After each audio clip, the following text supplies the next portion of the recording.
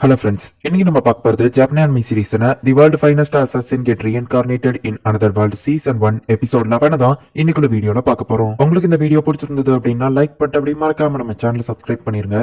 இந்த எபிசோட மட்டும் நீங்க கொஞ்சம் கேர்ஃபுல்லா நோட் பண்ணீங்க அப்படின்னா தான் உங்களுக்கு கதை புரியும். சோ பொறுமையா வாட்ச் பண்ணுங்க. சரி வாங்க நம்ம வளவலன்னு பேசாம இன்னைக்குள்ள கதைக்குள்ள போக ஆரம்பிக்கலாம். இன்னைக்கு நம்ம பார்க்க போறது தி world finest assassin get reincarnated in another world season 1 episode 11. நம்ம ஹீரோ டியாக்கு பாய் சொல்லிட்டு கிளம்புவோம். நீங்க நடிச்சது போதும் அப்படின்னு சொல்லி டியா சொல்றா. பொதுமக்கள் மாதிரி இவ்வளவு நேரம் சோல்ஜர்ஸ் தான் டியாக்கு ப்ரொடெக்டிவா இருந்திருக்காங்க.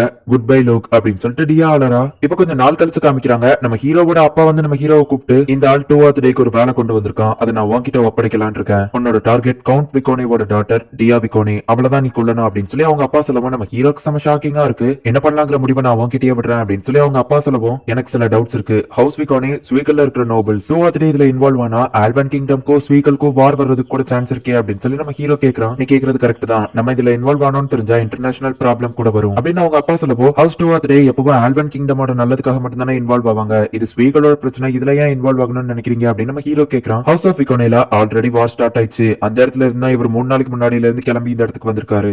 இதுக்கு முன்னாடி ஸ்வீகல் கிங்டம்ல நடந்த வார பத்தி உனக்கு தெரியும்னு நினைக்கிறேன். அதுல ஹவுஸ் ஆஃப் விகோனி தோத்து போயிட்டாங்க அப்படின்னு சொல்லி அவங்க அப்பா சொல்லவும் ஆனா ஹவுஸ் ஆஃப் விகோனி தான் நஷ்டைடா அவங்களுக்கு சொந்தமான சில லேண்டை எழுதி கொடுத்தாங்களே அப்படின்னு நம்ம ஹீரோ கேக்குறான். ஓ உனக்கு அவ்வளவு தூரம் தெரிஞ்சிருக்குன்னா இது ரொம்பவும் சிம்பிள் தான். அவங்களுக்கு அது போதாதா அப்படின்னு சொல்லிட்டு இப்ப அவங்க டியாவை டார்கெட் பண்றாங்க. டியா வேணும் அப்படின்னு சொல்லி தான் அவங்க இந்த வாரையே ஸ்டார்ட் பண்ணிருக்காங்க அப்படின்னு சொல்லி அவங்க அப்பா சொல்றாரு. அப்படின்னா இதனாலதான் அன்னைக்கு டியா ரொம்பவும் சோகமா இருந்தாளா அப்படின்னு சொல்லிட்டு நம்ம ஹீரோ யோசிச்சு பாக்குறான். டியா ரொம்பவும் அழகான ஒரு பொண்ணு. அது போக அவ ஹையஸ்ட் லெவல் மேஜிக் வேற யூஸ் பண்ணுவா. ஹவுஸ் ஆஃப் விகோனி அவங்க மேஜிக்கு தான் ரொம்பவும் ஃபேமஸ். சோ அதனாலதான் டியாவை அவங்க கைப்பற்றணும் அப்படின்னு சொல்லி இப்போ அந்த இடத்துல தான் சண்டை நடந்துட்டு இருக்கு அப்படின்னு சொல்லி அவங்க அப்பா சொல்றாரு. டியாக்காக தான் இந்த வாரை நடக்குதுன்னா அதுக்காக தான் டியாவை கொல்ல சொல்றாங்களா அப்படின்னு நம்ம ஹீரோ கேட்கவும் டியாவை கொல்ல சொல்லி நமக்கு இந்த வேலையை கொடுத்ததே வேற யாரும் இல்ல டியாவோட அப்பா தான். ஒருவேளை அவங்க ஹவுஸ் ஆஃப் விகோனில நடக்கிற அந்த வார்ல ஜெயிச்சா கூட அந்த ஸ்வீகல்ல நடக்கிற வார்ல ஜெயிக்க முடியாது அப்படின்னு சொல்லி அவங்க அப்பா சொல்றாரு. அப்படின்னா டியாவோட அப்பா ஃபேக்கா அவளை இறந்து போன மாதிரி காட்டிட்டு வேற எங்கேயோ சேவ் பண்ணணும்னு நினைக்கிறாரு அப்படின்னு அப்படின்னு நம்ம ஹீரோ கேட்கவும் ஆமா அது உண்மைதான். ஆனாலுமே ஒருவேளை அவ தப்பிச்சு போனாலும் கூட அவளால சேஃபா இருக்க முடியாது. 2th டே மட்டும்தான் அவங்களுக்கு ஹெல்ப் பண்ண முடியும் அப்படின்னு சொல்லி அவங்க அப்பா சொல்லவும் கவுண்ட் விகோனி உங்க ஃப்ரெண்டுன்னு தெரியும். ஆனா அவருக்காக நீங்க இவ்வளவு பெரிய ரிஸ்க் எடுக்கிறீங்களா அப்படின்னு நம்ம ஹீரோ கேட்கவும் நான் ஹவுஸ் ஆஃப் விகோனிக்கு கடமைப்பட்டிருக்கேன். அதனாலதான் இதை பண்ணணும்னு நினைக்கிறேன். ஒருவேளை ஒன்னால இதை பண்ண முடியாதுன்னு சொன்னா கண்டிப்பா நான் போய் தான் தீருவேன். ஆனா ஹவுஸ் ஆஃப் விகோனி இங்க இருந்து ரொம்ப தூரம் இருக்குங்கிறதுனால நாங்க போய் சேர்றதுக்குள்ளேயே என்னோட மானா அவ்வளவோ காலி ஆயிரும். என்னால டைமுக்கு அந்த இடத்துக்கு போய் டியாவை காப்பாற்ற முடியாது. சோ நான் திரும்பவும் உங்ககிட்ட கேட்கிறேன் நீ என்ன பண்ண போற அப்படின்னு சொல்லி அவங்க அப்பா நம்ம ஹீரோ கிட்ட கேட்கவும் என்னோட போன ஜென்மத்துல அந்த ஆர்கனைசேஷன் என்ன கொலை பண்றதுக்கு ஒரு டூலா தான் யூஸ் பண்ணிட்டு இருந்தாங்க. ஆனா இந்த தடவை அப்படி கிடையாது.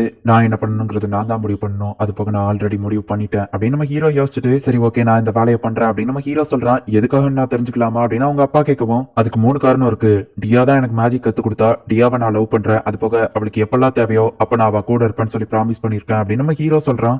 இந்நேரத்துக்கு உனக்கே ஒரு டவுட் வந்திருக்கும்னு நினைக்கிறேன். இந்த கிங்டம் கூட நல்லதுக்காக இல்லாம என்னோட சொந்த ஒரு விஷயத்துக்காக நான் கத்திய தூக்குனது ஒரே ஒரு தடவை தான். அது வேற யாருக்காகவும் இல்ல உன்னோட அம்மாக்காக தான். உன்னோட அம்மாவும் ஹவுஸ் ஆஃப் விகோனிவை சேர்ந்தவா தான். ஹவுஸ் ஆஃப் விகோனில இருக்கிறவங்களுக்கு மட்டும்தான் இந்த சில்வர் கலர் ஹேர் இருக்கும். டியா ஆக்சுவலி உன்னோட அத்தை பொண்ணு தான். நீயும் கடைசியில என்னை மாதிரியே தான் பண்ற. நான் உங்க அம்மாக்காக பண்ண மாதிரி இப்ப நீ டியாக்காக பண்ற. நீ போய் டியாவை காப்பாத்து அப்படின்னு அவங்க அப்பா அனுப்பி வைக்கிறாரு. இப்ப நம்ம ஹீரோ கிளம்புறான். நானும் உங்க கூட வரவா அப்படின்னு சொல்லி டார் கேட்கிறா. ஹவுஸ் ஆஃப் விகோனி இங்க இருந்து 300 கிலோமீட்டர் தள்ளி இருக்கு. நீ என் கூட வந்தா என்ன ஸ்லோ தான் பண்ணுவா அப்படின்னு சொல்லி நம்ம ஹீரோ சொல்லவும் இல்ல நான் ஃபுல்லா உங்க கூட வரல, பாதி வரைக்கும் உங்க கூட பாறேன். நீங்க இங்க இருந்து ஓடுறதுக்கே உங்களோட மேஜிக் பவர் அவ்வளத்தையும் செலவு பண்ணீங்கன்னா அந்த இடத்துல போய் சண்டை போடுறதுக்கு உங்களுக்கு கஷ்டமா இருக்கும். சோ நான் என்னோட மேஜிக் பவரை யூஸ் பண்ணி என்னால முடிஞ்ச அளவு பாதி தூரமாச்சும் உங்களை கூட்டிட்டு போறேன் அப்படின்னு சொல்லி அவ சொல்றான். நம்ம ஹீரோவும் சரி ஓகே அப்படின்னு சொல்றான். மானா பவரை யூஸ் பண்ணி அவங்க செம ஃபாஸ்டா ஓடுறதுனால எதிர்காத்து அடிக்கும் போது அவங்க பறந்துருவாங்க. அப்படி பறக்க கூடாது அப்படின்னு சொல்லிட்டு ஒரு விண்ட் ஷீல்ட் வந்துட்டு டார்ட் அவன் முன்னாடி வச்சுட்டு ஓடிட்டு இருக்கா. அது போக நெகட்டிவ் எனர்ஜிங்கிற ஒன்ன யூஸ் பண்ணி டார்ட் நம்ம ஹீரோவையே சேர்த்து இழுத்துக்கிட்டே தான் போய்கிட்டு இருக்கா. அதனால நம்ம ஹீரோவால செம ஃபாஸ்டா ஓட முடியுது. இதுதாவா நம்ம ஹீரோவை தூக்கிட்டு போற மாதிரி தான். மேஜிக் யூஸ் பண்ணி ஓடிட்டு இருக்கும்போது அதே நேரத்துல விண்ட்ஷீல்டையும் என்னைய போய் இழுத்துட்டு போயிட்டு இருக்கா. இது இவளுக்கு ரொம்பவே கஷ்டமா இருக்கும்.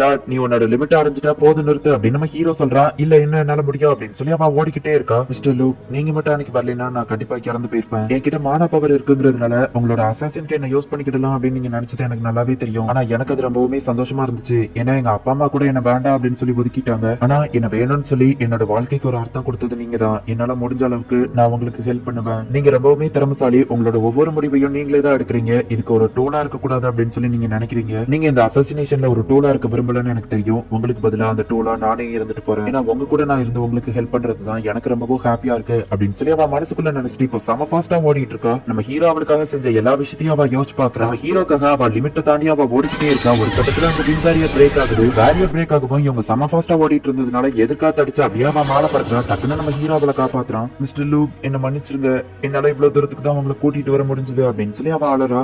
நீ இருந்ததுனாலதான் என்னோட ஸ்ட்ரென்த் என்னால சேவ் பண்ணி வச்சிருக்க முடிஞ்சது. இதுக்கு மேல நான் பாத்துக்கிட்டேன் அப்படின்னு சொல்லிட்டு நம்ம ஹீரோ கிளம்ப போகவும், மிஸ்டர் லூக், நீங்க மிஸ் டியாவை தானே லவ் பண்றீங்க அப்படின்னு சொல்லி கேட்கவும், ஆமா அப்படின்னு நம்ம ஹீரோ சொல்றான். அப்படின்னா எனக்கு ஒரு ப்ராமிஸ் பண்ணுங்க, அவங்களை சேஃபா நீங்க திரும்ப வரும்போது கூட்டிட்டு வரணும் அப்படின்னு அவ சொல்லவோ, கண்டிப்பா நான் அவளை கூட்டிட்டு வருவேன் அப்படின்னு சொல்லிட்டு நம்ம ஹீரோ இப்ப கிளம்புறான்.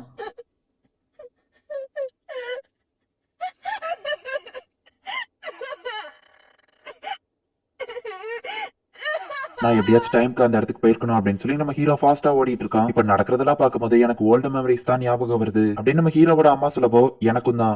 ஆனா நம்ம பையன் என்ன விடவோ ரொம்பவும் ஸ்ட்ராங் ஆனவன் அப்படின்னு நம்ம ஹீரோவோட அப்பா சொல்றாரு. இப்போ 14 வருஷத்துக்கு முன்னாடி காமிக்கிறாங்க. வேர்ல்டு பிரிசர்வேஷன் அட்மினிஸ்ட்ரேட்டர் 3800 ஹையர் அபிஷியல்ஸ்க்கு ரிப்போர்ட் பண்றேன். இந்த உலகத்தோட அழிவை தடுக்கிறதுக்காக அந்த ஹீரோவை அழிக்கிறதுக்கு பல ப்ரொஃபஷனல்ஸா அந்த இடத்துல ரீஇன்கார்னேஷன் பண்ணி டெஸ்ட் பண்ணிட்டு இருக்கேன். அவங்களோட ப்ராக்ரஸ் கால்குலேட் பண்ணதுல அந்த ஹீரோவோட ரேம்பேஜை தடுக்கிறதுக்கான ஒரு சோலை நான் கண்டுபிடிச்சிட்டேன் அப்படின்னு சொல்லி அந்த கார்டஸ் சொல்றா. இப்ப நம்ம ஹீரோ ஒரு வழியா அந்த ஹவுஸ் ஆஃப் இக்கோனே இருக்கிற இடத்துக்கு வந்து சேர்ந்துட்டான். டியாவை பிடிக்கிறதுக்காக அந்த ஹவுஸ் ஆஃப் இக்கோனேவை சுத்தி சோல்ஜர்ஸ் நிறைய பேர் நின்னுட்டு இருக்காங்க. அந்த சோல்ஜர்ஸ் யாராலையும் அந்த ஹவுஸ்குள்ள நுழைய முடியாத லெவலுக்கு அந்த ஹவுஸ் ஆஃப் இக்கோனேல இருக்கிற சோல்ஜர்ஸ் தடுத்துட்டு இருக்காங்க. நம்ம ஹீரோ அவனோட மிஸ்டேக் வச்சு பார்த்துட்டு அங்க இருக்கிறதுல யாரெல்லாம் மேஜிக் யூஸரோ அவங்க எல்லாரையும் போட்டு தள்ளலாம் அப்படின்னு சொல்லி முடிவு பண்றான். என்னோட ப்ரீவியஸ் லைஃப்ல நான் நிறைய கொலைகளை பண்ணிருக்கேன். இந்த லைஃப்ல தேவையில்லாம யாரையும் கொல்ல கூடாதுன்னு தான் இருந்தேன். ஆனா இப்ப தேவை வந்துருச்சு அப்படின்னு சொல்லிட்டு நம்ம ஹீரோ அங்க இருக்கிற மேஜிக் யூசர் எல்லாத்தையும் ஷூட் பண்ணிட்டு இருக்கான். அயன் மேஜிக் யாரோ யூஸ் பண்றாங்க. அது அந்த விக்கோனியோட டாட்டரா இல்ல அது பின் சைட்ல இருந்து வருது அப்படின்னு சொல்லிட்டு நம்ம ஹீரோ இருக்கிற சைட்ல அவங்க அட்டாக் பண்றாங்க. அப்படின்னா இவங்களுக்கு முன்னாடியே கண்ணை பத்தி தெரிஞ்சிருக்கா அப்படின்னு நம்ம ஹீரோ யோசிச்சுட்டு அப்பதான் ஒரு விஷயத்த பாக்குறான். அதிகமான மேஜிக் சோல்ஜர்ஸ் இருந்துமே கூட இவங்களால அந்த ஹவுஸ் ஆஃப் விக்கோனிக்குள்ள போக முடியல. அப்படின்னா டியா வீட்டுக்குள்ள இருந்துட்டு மத்த சோல்ஜர்ஸ்க்கு ஹெல்ப் பண்றா. அதனாலதான் அவங்களுக்கு கண்ணை பத்தி தெரிஞ்சிருக்கு அப்படின்னு நம்ம ஹீரோ யோசிச்சுட்டு வின் மேஜிக் யூஸ் பண்ணி அந்த சோல்ஜர்ஸ் என்ன பேசுறாங்க அப்படிங்கறத அந்த இடத்துல இருந்துகிட்டே கேட்கறான். இது அந்த விக்கோனியோட பொண்ணா இருக்குமா இல்லன்னா சோல்ஜர்ஸ் ஆர்மி உங்களுக்கு ஹெல்ப் பண்றதுக்காக வந்துட்டா அப்படின்னு சொல்லி அவங்க பயந்துட்டு இருக்காங்க. அவங்களோட குழப்பத்தையே நான் எனக்கு சாதகமா பயன்படுத்திக்கிட்டேன் அப்படின்னு சொல்லிட்டு நம்ம ஹீரோ வந்துட்டு அந்த ஃபாஸ்ட் ஸ்டோன் எடுக்கிறான். அந்த ஃபாஸ்ட் ஸ்டோன்ல அதிகமான மானாவை கொடுத்தா அது பிளாஸ்ட் ஆகும் அப்படிங்கிறது தெரியும். நம்ம ஹீரோ இப்ப அதுல அதிகமான மானாவை ஃபில் பண்ணிட்டு சவுண்டே கொடுக்காத ஒரு ஆரோவை வச்சு ஷூட் பண்றா. இப்ப எந்த சைட்ல இருந்து நம்ம ஹீரோ ஷூட் பண்ணாங்கிறதோ தெரியாது. அப்படியே நிறைய ஷூட் பண்ணி அந்த இடத்தையே பேனிக் ஆகுறான். டியா எந்த ரூம்ல இருக்கா அப்படிங்கறதையும் நம்ம ஹீரோ பார்த்து வச்சுக்கிட்டுதான் அட்டாக் பண்ண வந்த அந்த சோல்ஜர்ஸ் எல்லாமே அவங்க ஃபார்மேஷனை விட்டு சதுரவுமே இதுதான் நமக்கு சரியான சான்ஸ் அப்படின்னு சொல்லிட்டு ஹவுஸ் ஆஃப் விக்கோனேவோட சோல்ஜர்ஸ் வந்து அவங்கள பதிலுக்கு அட்டாக் பண்றாங்க.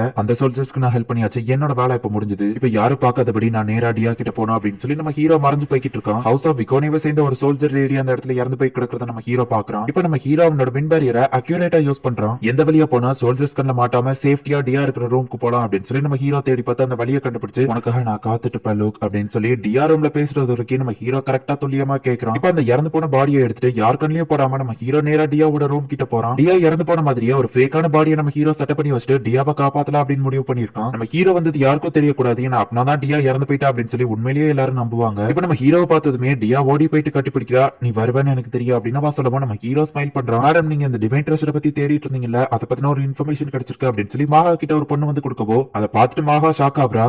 2 ஆதிரிக்கு ஒரு இன்ஃபர்மேஷன் அனுப்பணும், புறாவை சீக்கிரமா ரெடி பண்ணு அப்படின்னு சொல்லி மாகா சொல்லிட்டு லோக் இது முக்கியமான ஒண்ணு நீ சீக்கிரமா தெரிஞ்சுக்கிட்டே ஆகணும் அப்படின்னு சொல்லி மாகா பயப்படுறா. இந்த இடத்துலயே இந்த எபிசோட் முடியுது. நெக்ஸ்ட் எபிசோட் பாக்குறதுக்கு முன்னாடி ஒரே ஒரு விஷயத்தை மட்டும் ஞாபகம் வச்சுக்கோங்க. ஹீரோ கிட்ட 30 ஸ்கில்ஸ் இருக்கு. நம்ம ஹீரோ கிட்ட வெறும் 5 ஸ்கில் தான் இருக்கு. ஹீரோ கிட்ட அதிக ஸ்கில்ஸ் இருக்கிறதுனாலதான் அவனால மட்டும்தான் டீமன் லாட கொள்ள முடியும். ஹீரோவை தவிர்த்து வேற யாராலையும் டீமன் லாட கொள்ள முடியாது. அதனாலதான் காடஸ் ஃபர்ஸ்டே சொல்லிருப்பாங்க அந்த வேர்ல்டோட ஹீரோ அந்த டீமன் லாட கொன்னதுக்கு அப்புறமா தான் நீ போயிட்டு அந்த ஹீரோவை கொல்லணும் அப்படின்னு சொல்லி காடஸ் சொல்லிருப்பாங்க. ஒருவேளை நம்ம ஹீரோ அந்த வேர்ல்டோட ஹீரோவை டீமன் லாட கொல்றதுக்கு முன்னாடியே கொண்டுட்டோம் அப்படின்னா பெரிய பிரச்சனை ஆகிரும். இந்த ஒரு விஷயத்தை மட்டும் ஞாபகம் வச்சுக்கோங்க. அண்ட் நெக்ஸ்ட் எபிசோட் தான் ஃபைனல் எபிசோட். அதோட சீசன் 1 முடிஞ்சது. சீசன் 2 இன்னும் ரிலீஸ் ஆகல. அது வந்தா கண்டிப்பா தமிழ் டப் பண்ணி போடுறேன். நெக்ஸ்ட் எபிசோட் வேற லெவல்ல இருக்கும். சோ மிஸ் பண்ணாம பார்த்து என்ஜாய் பண்ணுங்க. அண்ட் உங்களுக்கு இந்த வீடியோ பிடிச்சிருந்தது அப்படின்னா லைக் பண்ணிட்டு அப்படியே மறக்காம நம்ம சேனலை சப்ஸ்கிரைப் பண்ணிருங்க. தேங்க்யூ ஃபார் வாட்சிங். Bye guys. நெக்ஸ்ட் எபிசோட்ல மீட் பண்ணலாம்.